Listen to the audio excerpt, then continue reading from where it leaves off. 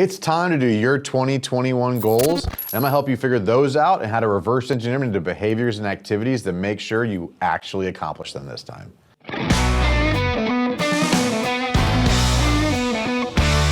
Hey guys, I'm Mike Claudio, owner of WinRate Consulting and host of the Big Stud Sales Podcast. If you have not listened to it, please jump over into iTunes, check out your Apple Podcast link or your Spotify. Download it, check it out. A lot of great episodes there on a regular basis, and I'd love for you to be a part of that as well. And don't forget, Ryan was there. If you know what I'm talking about, you know what to do. So today I want to talk a little bit about how to set 2021 goals and also how to reverse engineer them into making sure that what are the behaviors necessary to accomplish them. I see a lot of people say, well, I want to do $1 million, or I want to do 500,000, or I want to do 10 million. It's a very round number, but then you don't actually understand what it's going to take to get there.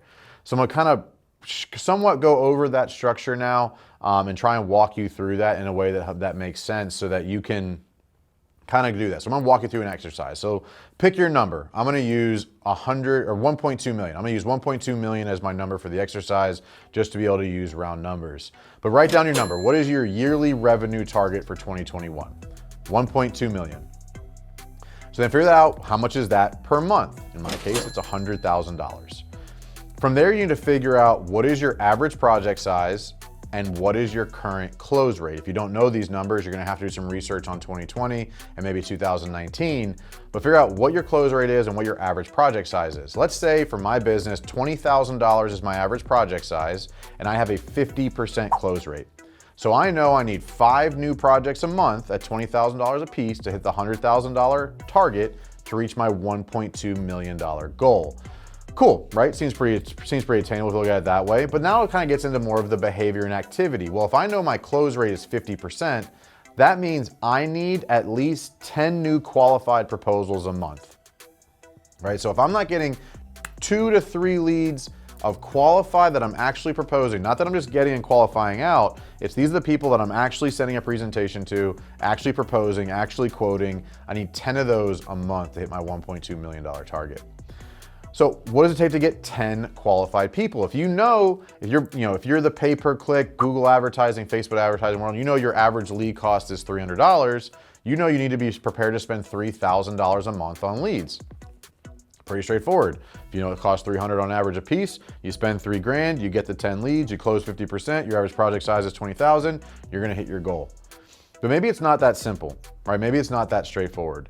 Most people that I coach and I guide, it's a blended approach, primarily focused on relationship building and that sort of thing. So if you want to double your business, say you did 600 this year, you want to do 1.2 next year, you got to double your leads, you got to double your qualified leads, you got to double your close rate maybe. Maybe your close rate's 25%, maybe you have the same amount of leads, you just need to increase that to 50%. Well, how can you do that? Those are ways you can really work on the initiatives and activities necessary to get there. Because if you know, okay, if I put out 1 post a day, I get 3 leads a week. Or if I talk to 1 insurance agent or 1 real estate agent a week, I get 5 new leads, that kind of thing. Reverse engineer the activity. So I know that if I'm doing this activity on a daily or weekly basis, I'll get the 10 leads I need that week or that month at a 50% close rate and average project size at $20,000. I'll be at my $1.2 million target. And you might say, well, man, that's just not possible. Maybe I can't do 5 projects a month, or maybe I can't get 10 leads a month. Well, there's 2 other things you can do. You can increase your close rate, right? You can get more projects or increase your average project size, because if you go from, let's say, $20,000 average to $25,000 average, that's 1 less project a month, but you can still attain your $1.2 million goal. Or you might just say like, hey, for me to get 5 projects a month, I need to hire 2 people. Well, what are those 2 people gonna cost you? Where are you gonna find them? Now you can say, okay, well, I need to do 6 interviews a week for the first month for January to get those people in place.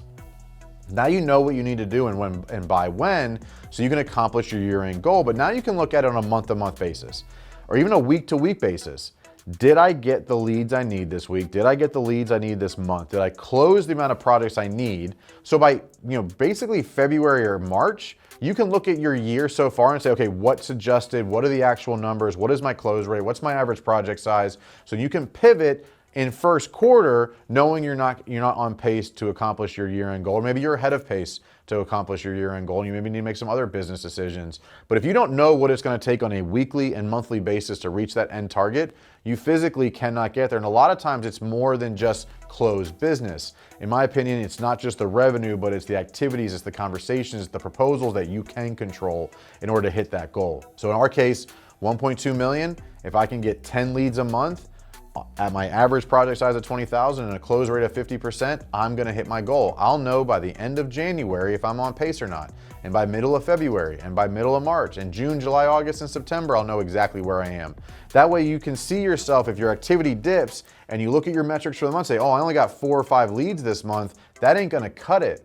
And you may not realize it because you're in the middle of the heat of the summer, right? You got all this work going on, but you don't realize your activity's dropped because you're not tracking it. So now you know exactly what you need to do, you know exactly what you need to produce, you know exactly what you need to close so that you can hit your year-end target. It seems pretty straightforward, but so many people miss that self-accountability, that check-in along the way so that they make sure that they are on pace from day one and they don't catch it in August or September when it's too late to actually make the changes necessary. So if you're looking at some 2021 goals, figure out the end goal, whatever that number is, reverse engineer into monthly, weekly, or daily activities so that you can control the outcome as opposed to just sitting back and saying, well, is there money in the bank account? Well, then I guess we're successful. That is not a good way to run your business. If you didn't know that already, now you know. So set the targets, reverse engineer them into activity and behaviors that are necessary to get the goal, and you will be able to turn 2021 into a championship year because you will win fast and win often.